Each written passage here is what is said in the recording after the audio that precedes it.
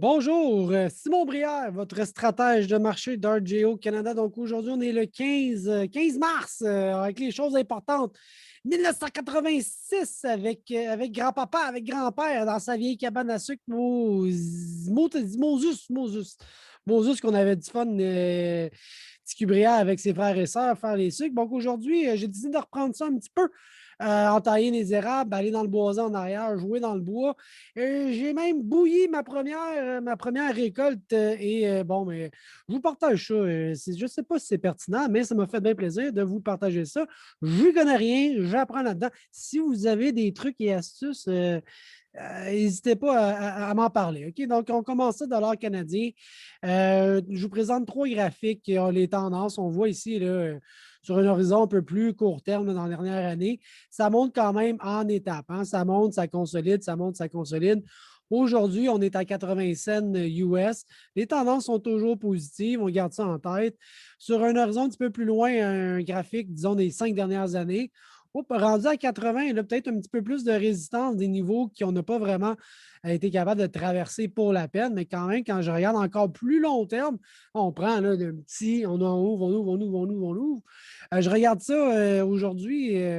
Je compare avec 2008, dans la dernière crise financière où les banques centrales imprimaient beaucoup d'argent.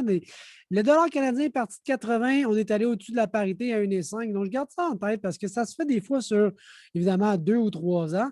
Est-ce que ça veut dire que ce qu'on va avoir dans les prochaines années? Évidemment, je ne sais pas, je ne peux pas prédire le futur, mais je regarde le passé pour me donner de la perspective sur le futur et je me dis quand même, je demeure prudent. OK? Donc, le dollar canadien, les tendances sont positives. On est prudent. OK? Donc, au niveau des exportations la semaine dernière, c'était somme toute assez bien. Dans le blé, on parle de 330 000 tonnes. C'est dans les moyennes. Dans le maïs, ça remonte un peu suite à la grosse semaine d'exportation chinoise. C'est tombé un peu sous les moyennes. On revient quand même, hein, 400 000 tonnes par semaine, c'est pas mauvais là, non plus. Ça, il y a 350, là, c'est embêtant parce que les exportations sont encore très soutenues et pourtant, on est dans le mode plus de pénurie aux États-Unis. Donc, exporter 350 000 tonnes quand il n'y en a plus beaucoup à faire, là, ça devenait un petit peu plus dangereux dans ces niveaux-là. Et pour la viande de porc, on parle de 32 000 tonnes la semaine dernière, un peu dans les moyennes des dernières semaines. Donc, l'exportation va quand même assez bien. On a eu un rapport USDA la semaine dernière et c'était absolument plate. C'est absolument rien passé dans le maïs.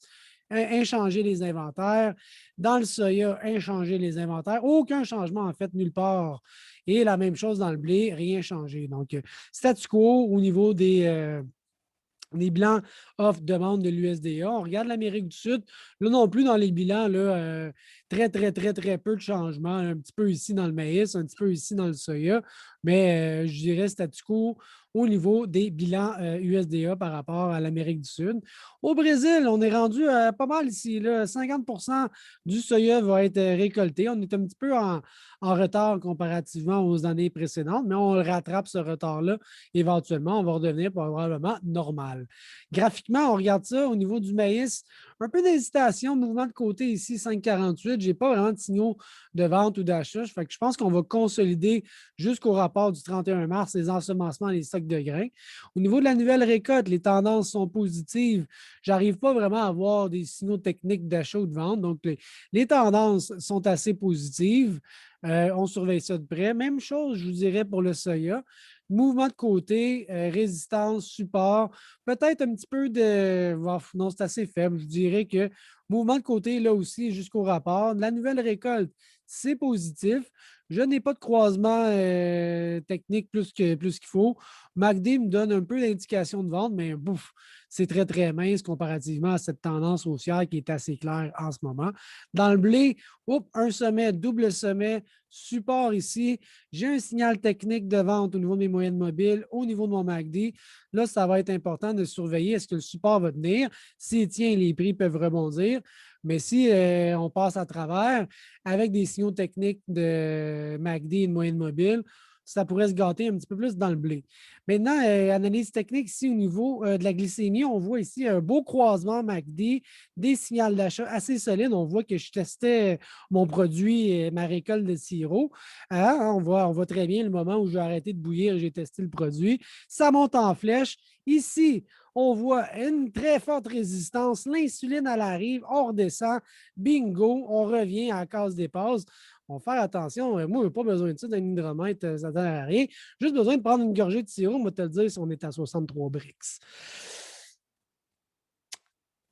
Mais oui, on rit, on se fait du fun, malgré tout. OK, donc voilà pour cette semaine des questions commentaires. N'hésitez pas à me rejoindre, Simon Brière, votre stratège de marché d'RGO Canada. On se reparle. Bye!